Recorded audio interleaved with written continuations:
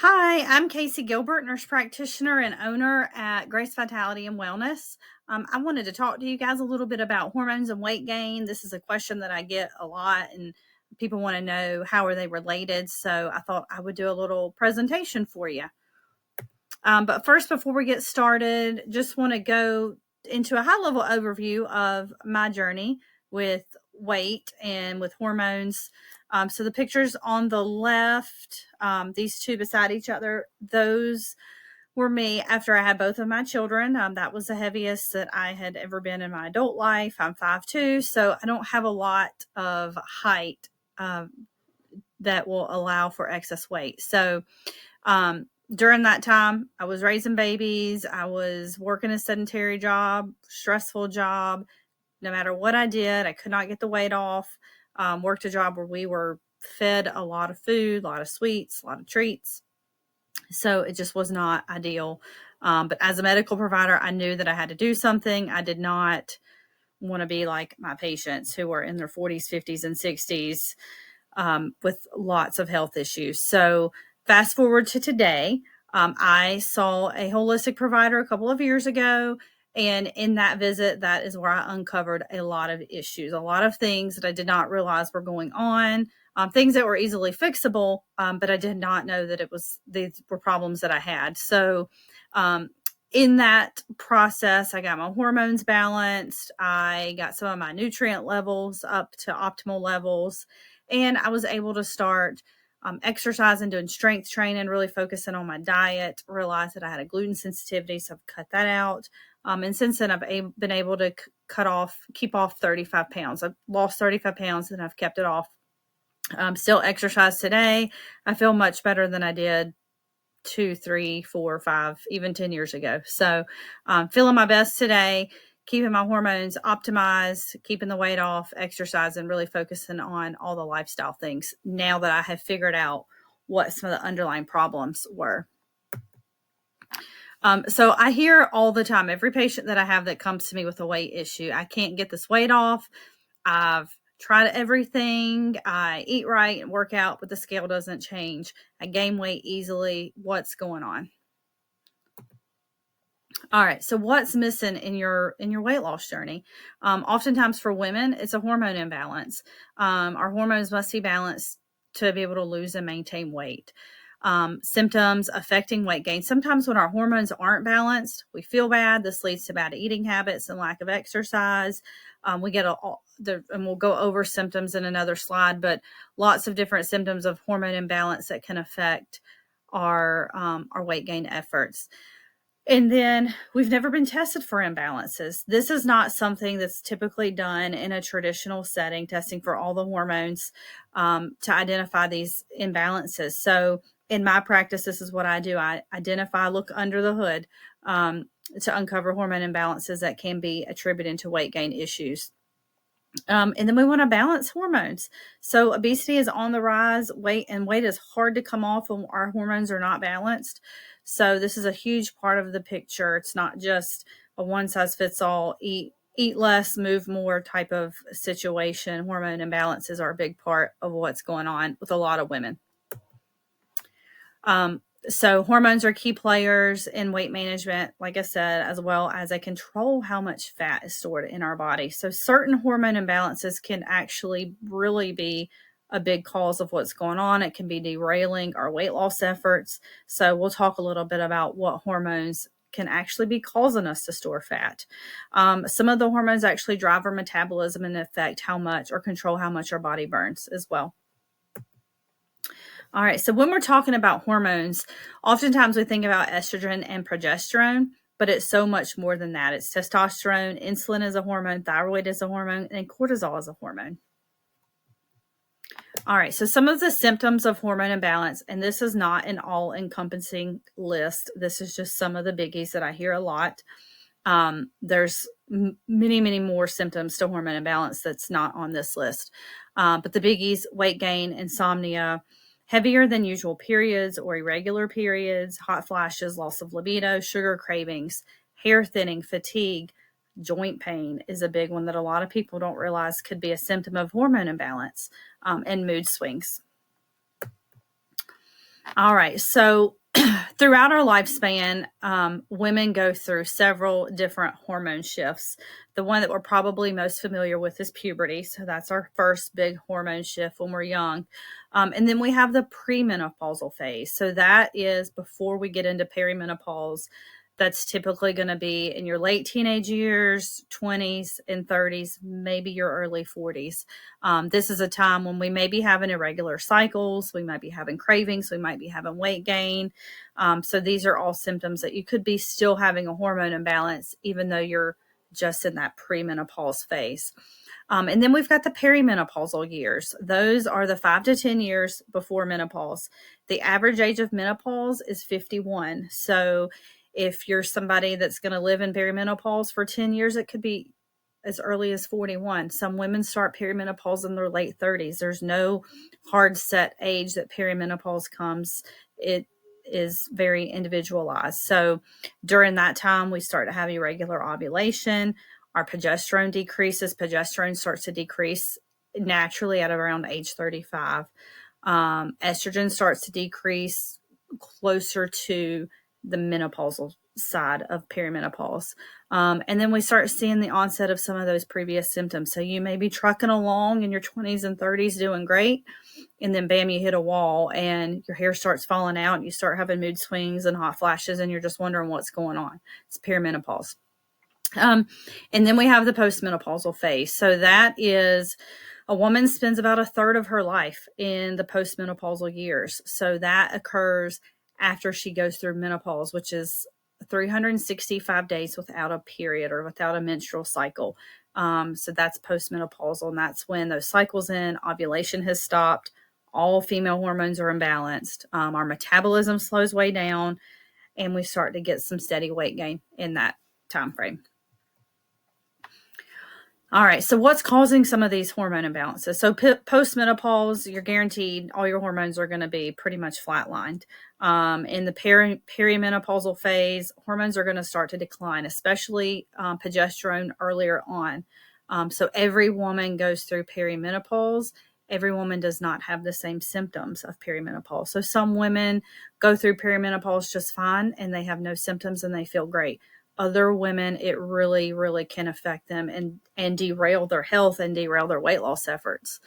And then chronic stress also can be causing some of our issues. So we live in a stressful environment with work and kids and all the things that we have to do in our type of lifestyles here in America. So when we're in a chronically stressed situation, that can cause our insulin to increase. Elevated insulin can cause weight gain and belly fat. Nutrition, of course, is another big one. High intake of processed inflammatory foods. That is the SAD diet, the standard American diet. It's full of processed and inflammatory foods. So these types of foods, if we intake a lot of that, can affect our weight loss efforts and can cause some of these imbalances, especially earlier on. Lack of exercise can cause overeating. It can cause blood sugar imbalances. It can affect our lean muscle mass where we don't have any. So, and then xenoestrogens. These are things in the environment, environmental toxins that can offset our hormones and cause weight gain. All right. So in 1985, only 14% of the American population was obese with a BMI over 30. So BMI over 30 is classified as obesity. In 2020, that number was up to 41% of Americans were considered obese. That is a huge increase in a little amount of time. So we have a big, big problem with obesity in our population. And you'll see in this picture what 5 pounds of fat looks like versus 5 pounds of lean muscle mass. All right, so the first hormone imbalance, which is probably the biggest one that I see, is estrogen dominance or low progesterone. So this is when our estrogen to progesterone ratio is off. So we have more estrogen than progesterone in our body. So elevated levels of estrogen can cause things like fibroids and endometriosis and cysts and heavy periods and weight gain and moodiness, lots of different things. So our progesterone is too low. to counteract the influences of the estrogen level. So we'll see this a lot of times in the earlier perimenopausal phase, an estrogen dominance type of situation. And even earlier on in the 20s and 30s, you're not necessarily in perimenopause, but you may have estrogen dominance issues going on. This hormone situation can cause weight gain, can cause that weight to distribute in the thighs, the hips, the buttocks, and in the breast. When we're estrogen dominant, it's hard to lose weight and it's hard to maintain our weight that we have lost. And a lot of times these women will have sugar and or salt cravings, and they're always hungry. I hear that from these types of women. I cannot shut my appetite off. And then this estrogen dominance picture can also affect our thyroid activity, which then can slow it down our metabolism. All right, our low estrogen and low progesterone. This one is going to be most often in menopause. Pretty much those two hormones are basically non-existent at that point. And it can occur towards the latter end of perimenopause as well, when we're getting close to menopause. These hormone imbalances can cause our thyroid to slow down, and then we then get slower metabolism, which then can lead to weight gain. So in the postmenopausal phase, oftentimes that's when we start to see hypothyroidism show up in women. And during that time, their metabolism is going to slow down. And it's very common for women to start to gain weight in that postmenopausal phase. Muscle mass drops as well. So we have, again, a slower metabolism, which leads to weight gain. So lean muscle mass helps keep our metabolic rate up. So about 8% of our muscle mass is lost every 5 to 10 years, starting at the age of 30. So we're losing a significant amount of muscle mass if we're not doing strength training. So over time, when you get into that low estrogen, low progesterone phase in the postmenopause, if you have not been strength training, your muscle mass is going to be much lower than it was 20 to 30 years ago, which is also going to affect your metabolism. We're going to see the most pronounced weight gain during perimenopause and shortly after. So think about when you're younger, in your younger 20s, you're a teenager, you can eat and eat whatever you want and you never gain a pound. And then the older you get, we say, oh, our metabolism slows down as we get older. Yes, that's true. Metabolism slows down, but there's reasons for it. And there's things that we can do to help offset that slower metabolism. Weight gain is going to be more pronounced in the belly as well during this phase. So that increased, that weight in the belly is going to increase our risk of cardiovascular disease, type 2 diabetes, and dementia. All right, adrenal imbalance. This is a big hormone imbalance that I see a lot of.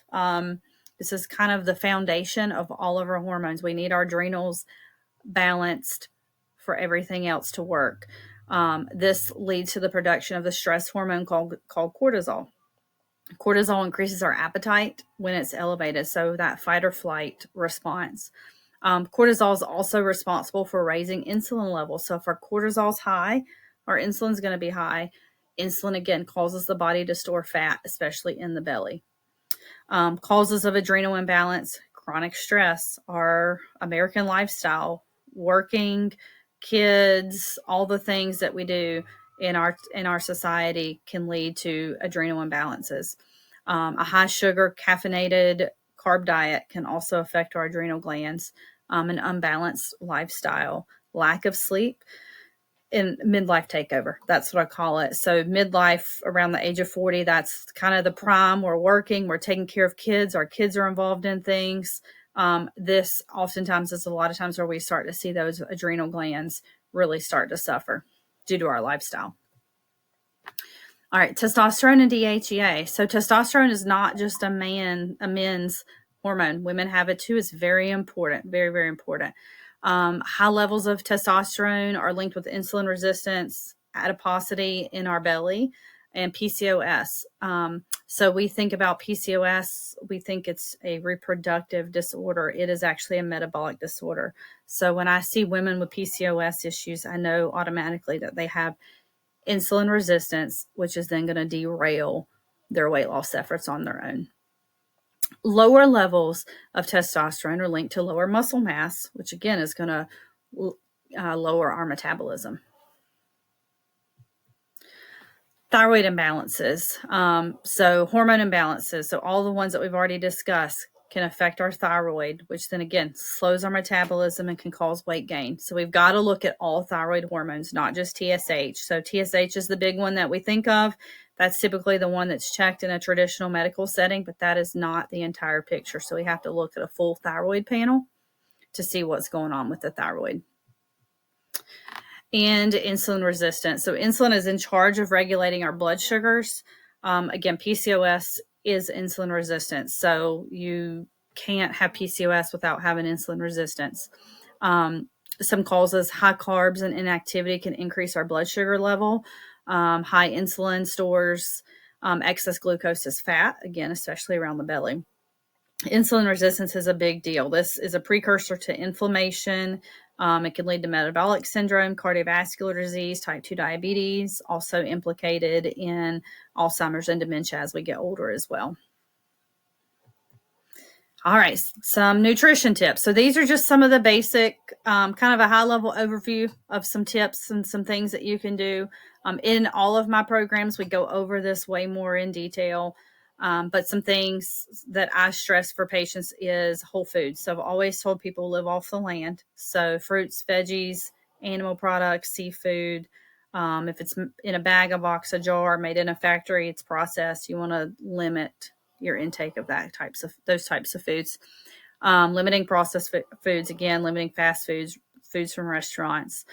Avoiding the food trickery trap. So that's what I say when foods are marketed as low carb, low sugar, low sodium, those types of things, 4 grams of net carbs, or, stuff like that on the label.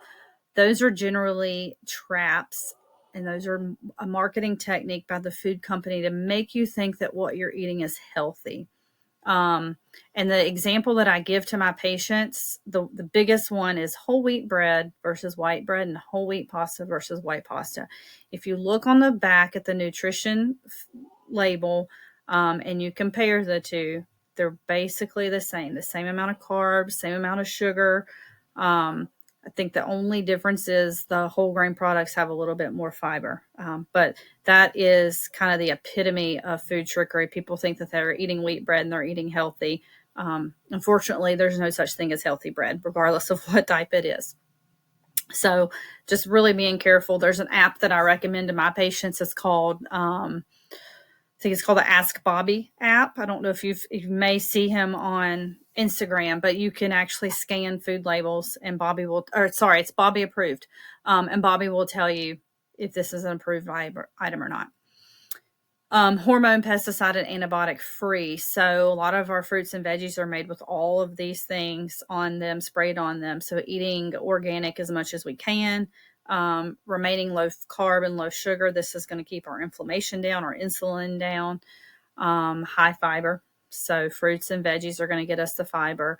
And good fats, avocado, nuts, seeds, olive and avocado oil, and olives. So we want good fats in our diet. In terms of the oils, olive and avocado are really the only oils that we should be using, period. All the other oils are very inflammatory in our bodies. Pure water, and the cruciferous vegetables. So these are important to help us flush excess estrogen out of our body so that we don't remain in an estrogen dominant picture. So cauliflower, cabbage, kale, and broccoli. All right, supplementation use. So when we're looking at certain nutrients and certain inflammatory markers and different things in the body, optimal is not normal. So some of our labs may say that something's normal, but it's not actually the ideal level. It's not the level that it needs to be at. Food source is deplete of many important substances. So I hear this from people, why can't I just eat my nutrients? Because if we're eating not organic, we're eating things with pesticides, we're cooking it, we're boiling it, we're freezing it, whatever means that we're doing to it once we get it. A lot of the times, at the time it enters our body, at least 50% of those important nutrients are gone. So supplementing is very important for that reason, because it's hard to get what we need from our modern day diet. Recommendations need to be personalized. So people want to know all the time, what should I be taking? And, or you'll see on TikTok or Instagram, different recommendations for different supplements. These need to be personalized to you, because what works for one does not work for somebody else. And medical grade or pharmaceutical grade is going to be the best. So these are tested by third party companies for quality and purity. These are going to be your best supplements. They're going to be more easily absorbed. They're going to be the better option versus like the CVS and the Walgreens, kind of the over the counter that have a lot of fillers and things in them.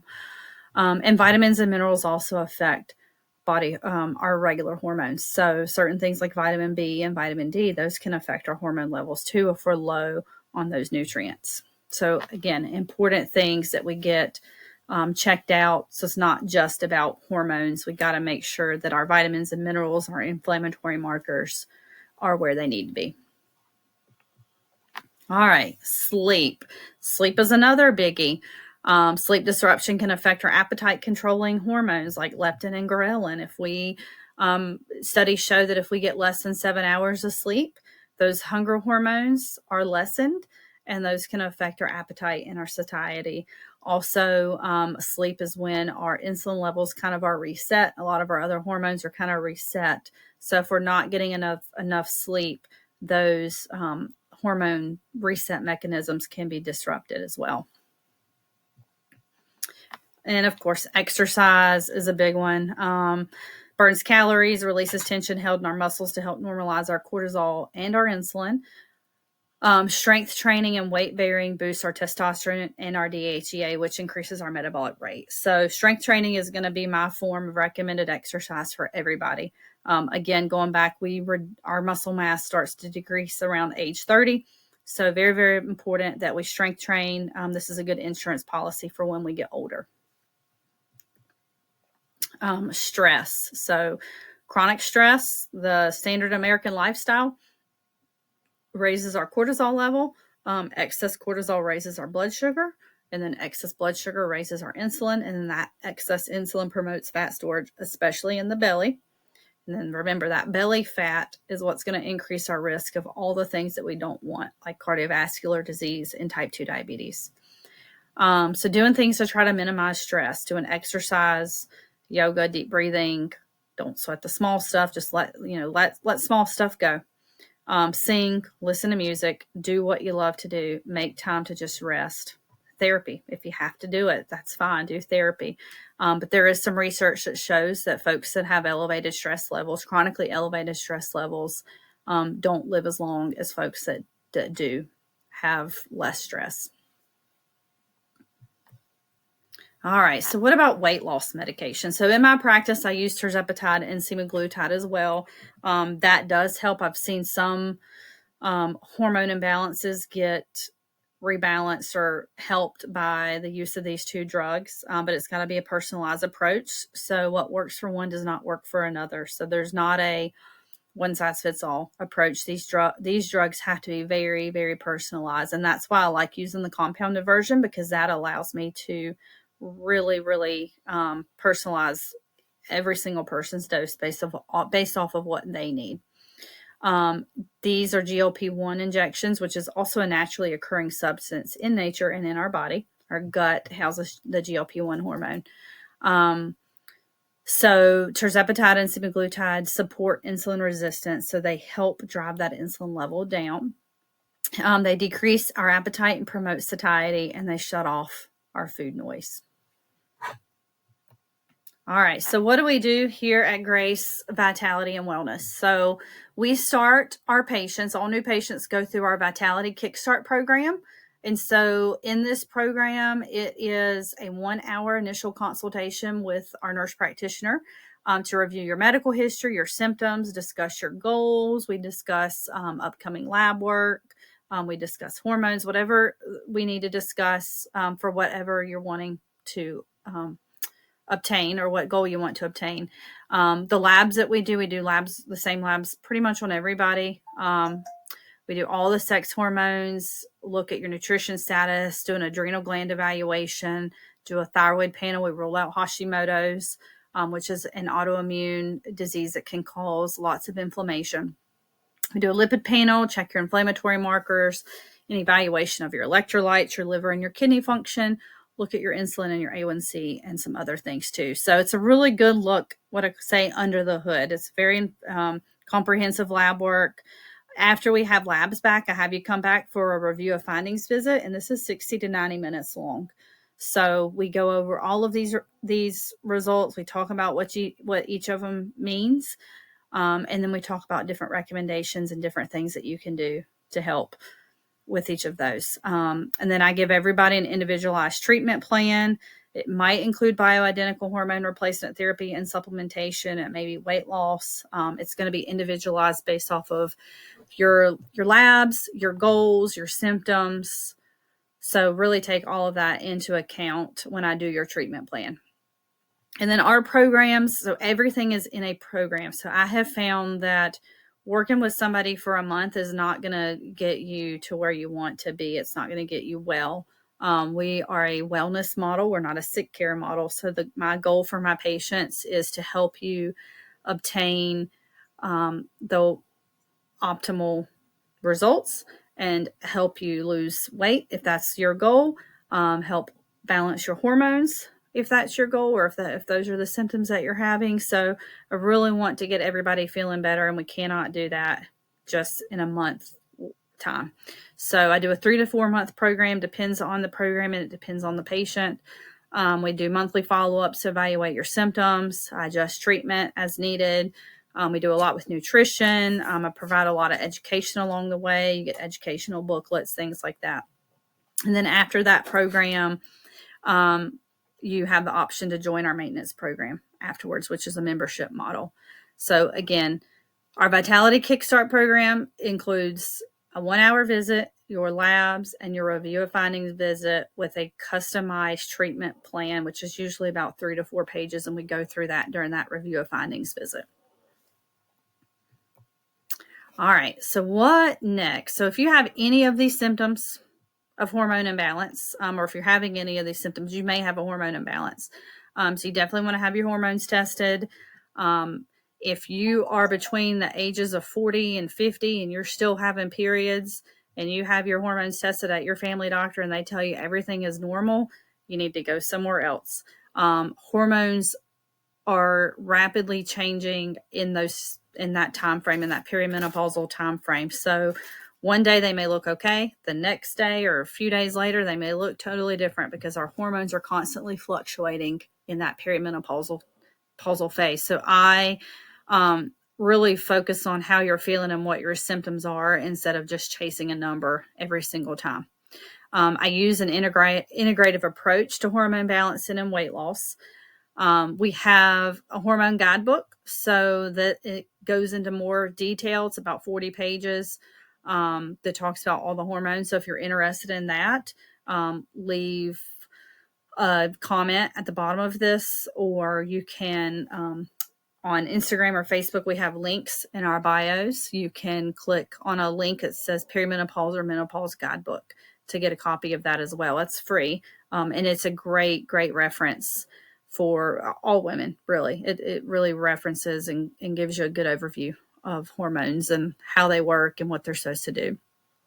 And then the next step would be to schedule either a discovery call to learn more. Those are free. Those are 15-minute calls that we just kind of quickly discuss what's going on with you and maybe see if you might be a good fit for our programs. Or if you're ready to jump right in, you've been looking into hormone imbalances or BHRT, or you already know that you're menopause or perimenopause and you're ready to get going, you can make your first appointment for our Vitality Kickstart program from our website. So both of these programs or both of these things can be scheduled from our website.